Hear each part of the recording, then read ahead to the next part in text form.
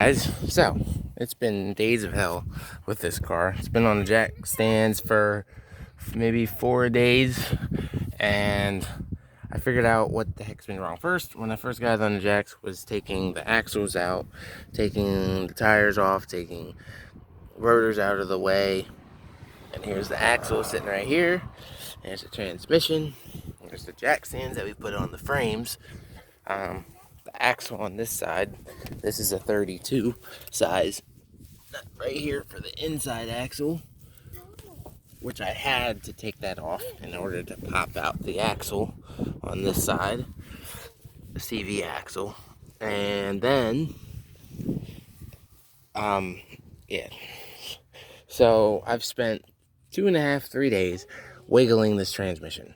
Come to find out, the problem right here is this bar. This is responsible for popping the flywheel in and out with the throwout bearing. The throwout bearing is not released yet. When the throwout bearing is released, this bar will be touching this side facing the engine instead of facing the end of the transmission on this side. So this has been the problem, and I finally watched the video, so now I'm making my own video of it so that you guys see this. This is a 2000 Eclipse GT V6, and the transmission model is different than like a 96 or anything like that. This is mainly, even like between 2000 and 2005, some of the transmissions are different. But on this, you get underneath and you pop this out right here. There's a rubber seal right here, and it goes right here on that hole right there. Up there, you stick a flathead and you release the throwout bearing on this. So the throwout bearing right here, there's this little lip right here, and that is what catches on this lip for the clip that goes on. So let me show you. So on this, you have this sitting like this, and this is what it's stuck on. So here's an example. Push this in, right? And you should hear a click, right? Now look, this is exactly what's happening on the inside of the clutch plates on the inside of the transmission right now. So what you do is take a flathead, and this is going to be good for me because I need to see how it pops out too. So you wiggle it like this, just like that, and it pops right off. So this right here, notice how the fingers all go inwards on the flywheel, on the plate, on the clutch plate.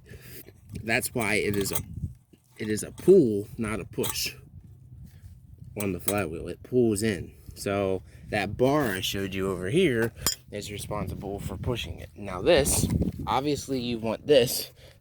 It says flywheel side right there. So you don't want to see this when you're putting it into the transmission. You don't want to put it in the transmission like this. You want to put it in facing that way. So all you see is that. Okay, so I'll show you more steps once I got the transmission off, but I'm keeping the videos as short as possible so you guys don't get boring. So that is what the hell has been. Now, here's the other tip. I waited till the end and then I found out, but I didn't know at the same time. Now, I got some cleaner stuff to clean up the transmission real nice so that it looks pretty and it's not all disgusting and dirty like it is right now with coated old grease and oil. So here's the tip, is to do not do this at the end of it after you take out all the bell housing bolts, which are 17 millimeters on this. And there's about 6 of them, I believe. So I'm going to have to put back a bolts in, 1 or 2 bolts, one on the top, and I'm going to put one on the bottom for safety. And I'm going to take that flathead and push it up there and clip that out. And then this will slide forward and click against this part, because right now it's stuck. I also got a new slave cylinder, because watch this. This is not supposed to push in with your fingers real easy at all. You're supposed to be really forcing it. Now watch this one. This is the one that was on the car originally, and look how dirty and old it is. Now watch. See how I push that in with my index finger? See how I didn't do it with the new one? So that's another thing. This is responsible. This is your metal solid feeding line for the clutch fluid for the master cylinder right here. So that's full, but I'm going to be replacing that with the new one, and this was only $23 at AutoZone. So definitely, if you can push it in with your index finger like I just did, like right now, if I can push that in like that with a little bit of force, then you definitely need a new slave cylinder, which is what that's called. It's called clutch slave cylinder. Just look it up on Google, and your AutoZone or advanced stores will have it for cheap. Now there's more expensive ones for like upgraded stuff, but this is pretty much going to be brand new once I'm done with it. So I'm going to get started, and I will record later on.